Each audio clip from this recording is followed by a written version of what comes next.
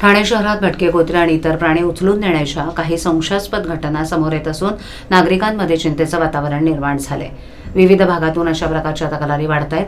काही प्रायव्हेट संस्था ॲम्ब्युलन्स घेऊन परिसरात येतात आणि भटके कुत्रे घेऊन जात आहेत। स्थानिकांनी पाठपुरावा केला तरी हे प्राणी परत आणले जात नाहीत किंवा त्यांचा ठावठिकाणाही लागत नाहीये असा आरोप नागरिक करत आहेत। या घटनांमध्ये ऑर्गन ट्रान्सफर रॅकेट कार्यरत असल्याची शक्यता खासदार नरेश म्हस्के यांनी व्यक्त केली आहे। त्यांनी सांगितलं की प्राण्यांना उचलून नेणं, त्यांना गायब करणं आणि नागरिकांना येणारे धमकीचे फोन हे गंभीर स्वरूपाचे आहेत।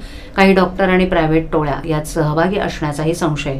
काही ठिकाणी बिहारी टोळी कार्यरत असल्याचंही त्यांनी सांगितलं। काही महिलांचाही यात सहभाग असल्याचं दिसून येत आहे। या सर्व प्रकरणाची सखोल चौकशी करण्यासाठी म्हस्के यांनी ठाणे महापालिकेच्या आरोग्य विभागाकडे औपचारिक मागणी केली आहे।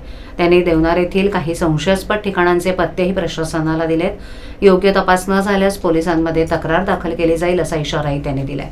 दरम्यान या प्रकरणामुळे ठाण्यात भटक्या प्राण्यांची सुरक्षा आणि प्रशासनाच्या कार्यक्षमतेवर मोठं प्रश्नचिन्ह उभं राहिलंय। या ठाणे शहरामध्ये काही प्रायव्हेट हॉस्पिटल्स आहेत, देवनार वगैरे सारख्या ठिकाणची माझ्या कानावर काही गोष्टी आलेल्या आहेत। काही नागरिकांनी माझ्यावर तक्रारी केलेल्या आहेत की ते श्वान असतील, भटके कुत्रे असतील, ते लोक उचलले जातात, ॲम्ब्युलन्स आणून घेऊन दिले जातात। त्याच्यामध्ये महानगरपालिकेचा काही संबंध नसतो।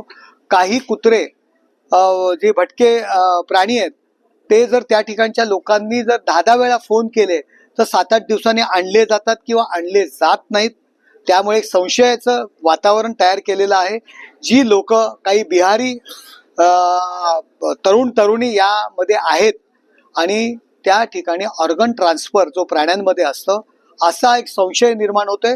कित्येक कुत्रे गायब केले जात आहेत, परत आणले जात नाहीयेत। लोकांच्या तक्रारी येतात। सीपींकडे सुद्धा ही तक्रार मी करणार आहे। ही जी काही टोळी कार्यरत झालेली दिसते यावर महापालिकेच्या आरोग्य विभागाने लक्ष द्यावं ही आज मी त्यांच्याकडे मागणी केलेली आहे। Thank you sir.